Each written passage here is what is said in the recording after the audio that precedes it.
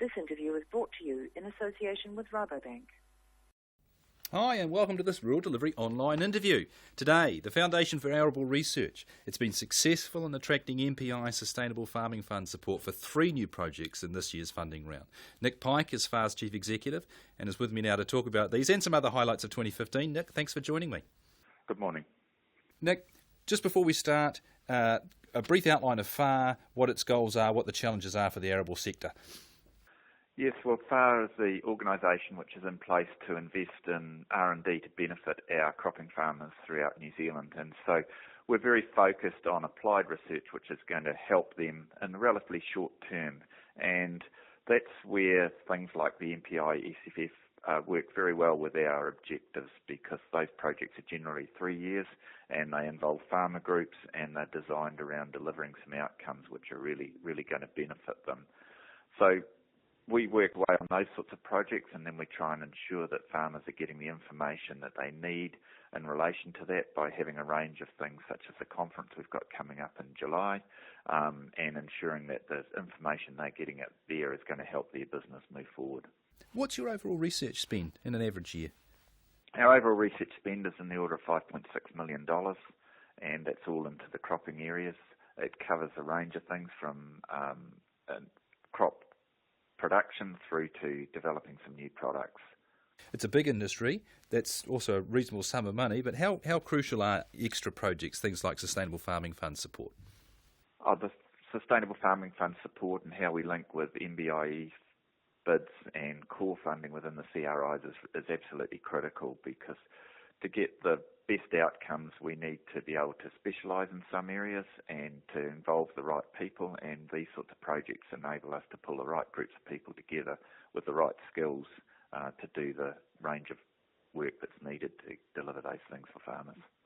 You've got 3 projects up, 3 new projects. You already have some running. Can you briefly talk us through what's going to be involved in each? Okay, so we've got one project which is around understanding what's happening with the nutrients in water in the Ashburton region, and that's the area between the State Highway 1 and the coast, for those familiar with that area. And basically there's increased concern about nutrients in water, and this project will do a lot of monitoring throughout that region to understand how the nutrient levels change, particularly nitrogen, throughout the season, throughout the year, and whether there are hotspots and what those hotspots or higher levels might be related to. And that's going to occur over more than one season, so we'll see how it's changing over time, and also that will enable us to identify where we need to go in and look in more detail to see if there are some factors in relation to land use that could be contributing to those levels. And that'll allow you to have a conversation with regulators for management strategies.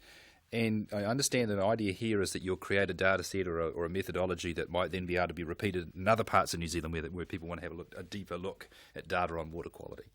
Yes, to both those questions.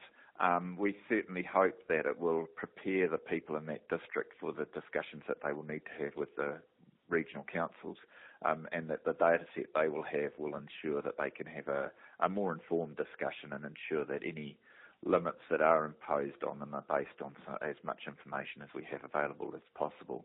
And I think that the methodologies will be able to be used, particularly where we're looking at groundwater in other regions. Okay. And have you got any collaborators in that project? Yes, we're working with Environment Canterbury, obviously. They're one of the ones that are particularly interested, but also there's a number of processes in that area. So Silverfern Farms are involved in that, in providing some of the monitoring. That's one project. Let's have a look at this other. You've got another one here, Variability to Profitability. I guess we'd all like to turn uncertainty into a bit of profit. How's that going to work? Well, that's around precision agriculture, and precision agriculture is an area which has grown in sort of leaps and bounds, and some of the leaps and bounds are logical and some of them aren't. And what we're trying to do in this project is to understand how to manage the data that comes in, and use that information more effectively to help farmers and determine which bits of data are the most important and the most manageable for them. So to give you an example, a lot of where precision agriculture has been trying to head is to reduce variability on farm. And that's particularly difficult because some of the variability is being created by us as land managers, and some of it's created just because that's the way the land is. And so if we can better understand how that data aligns across the landscape and how it's been created, then we can potentially do more with it and more about reducing it. And one of the areas of particular interest is pH, so that liming practices, no matter what, have not always been adequate or evenly spread lime across the land surface. And so we're getting variation in pH, which people have created. And therefore, how do we go about changing that? First of all, we've got to understand it, and then we can go about changing it. Are you going to be working in any specific crops on that work? Yes, we'll be working in both the North Island and the South Island. We'll be probably working with maize and potatoes a bit in the North Island and with some of the cereal crops in the South Island. And again, a partner in that sort of work? We're working with some of the other organisations such as Massey University and Land Care Research, and also with some of the manufacturers of some of this equipment. And the last one, potato yields. Having a better look at crop rotation, soil compaction, quite applied into a single crop, this one. Tell us about that. Yes, well, potatoes is an area that we've been working now with Potatoes NZ and investing their levies in potato research for just over a year. And this, as we worked with the growers, it became obvious that the key things, or one of the key things that's impacting on them, is the soil-borne diseases and also the soil quality. And those things are created or managed by the crops you have in rotation or the practices you use. And so this project is aiming to look at how we can use different crops in rotation to minimise the impact of soil-borne diseases, and also how those crops in the rotation will impact on the soil quality and compaction. Mm-hmm. So parts of that project are aiming to come up with some processes or scores or methodology to say what is the potential impact of this practice on soil compaction or soil quality. And the other part of it is looking and saying what is the impact of this crop on the soil microorganisms or the pathogens in the soil. And you've done some work already, so you think that there could be a significant increase in marketable potato yields on the basis of this getting this right? Yes, I think there could be. Certainly we know, and from work that Plant and Food have done over the last 9 years or so in a crop rotation study, that simple rotations of continuous potatoes result in significant impacts on potato yield because of soil-borne diseases, and more complex rotations with a range of crops do reduce the incidence of diseases and also improve yields. And it's how do we transform that out to the broader acres that growers are growing and link it into the other crops that they're trying to grow into their systems. There's also been a lot of interest internationally in biofumigant crops, particularly some of the mustards, and we need to know more about how those crops are affecting the soil-borne pathogens if we're going to use them effectively in New Zealand. All these projects, I guess, they have one thing in common: very applied, real data coming out in a relatively short term, for science anyway, 2 to 3 years, and highly collaborative. Is that now the environment that provides the best results, you think, from a pure research perspective? Certainly, the model we're working with, or the systems we're using, we believe we're getting the best outcome from a highly collaborative approach.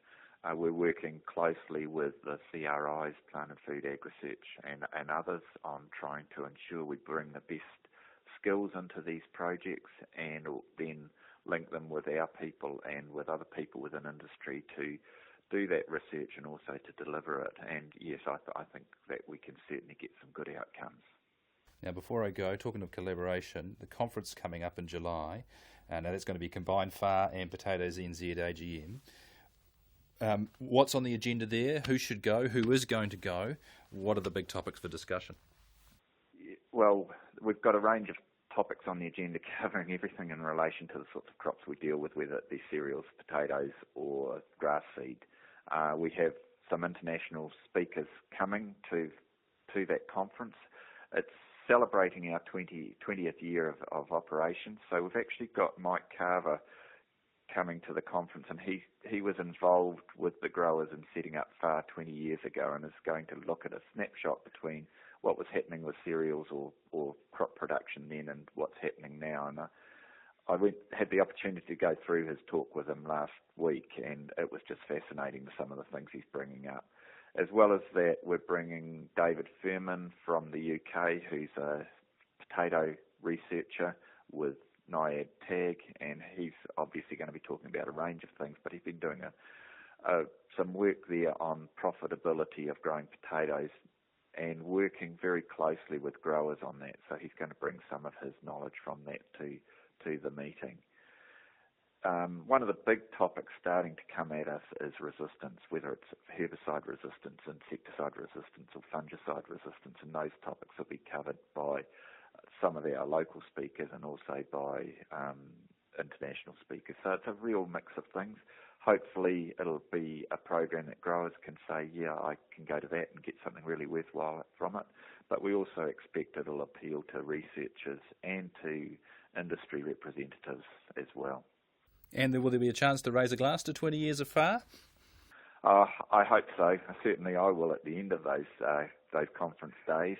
But yeah, we're pretty proud of achieving that and of what we've achieved over 20 years. That's awesome. Hey, look, thanks very much for joining us today. Really appreciate your time. Thank you. Talk again soon. Cheerio. This interview was brought to you in association with Rabobank.